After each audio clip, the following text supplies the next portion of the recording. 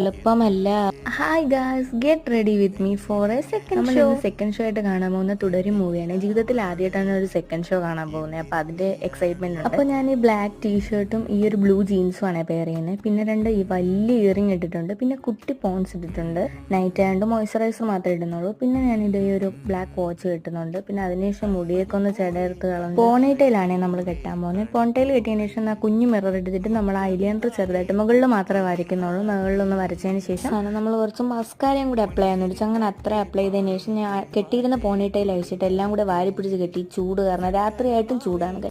അങ്ങനെ മുടിയെല്ലാം വാരി പിടിച്ച് കെട്ടിയതിന് ശേഷം നമ്മൾ സ്റ്റുഡിയോയിൽ നിന്ന് എടുത്തിട്ടുള്ള മാറ്റിന്റെ ഈ ഒരു ലിപ്സ്റ്റിക്കും കൂടെ ഇട്ടു. അപ്പോൾ ഇത്രയേ ഉള്ളൂ എൻ്റെ ഗെറ്റ് റെഡി വിത്ത് മീ. ഇതാ ഇത്രയും സിമ്പിളായിട്ട് ഗെറ്റ് റെഡി വിത്ത് മീ എനിക്ക് മാത്രമേ പറ്റൂ. പിന്നെ കുറച്ച് ഫോഗിന്റെ സ്പ്രേ അടിച്ച് അനിയനെ വിളിച്ചെത്തിയപ്പോൾ അവന് ഞാൻ ഒരേ കളർ. ഇതൊക്കെ യാദൃശ്ചികം മാത്രമാണ്, സ്നേഹം കാരണവുമാണെന്ന് നിങ്ങൾ ആരും തെറ്റിദ്ധരിക്കല്.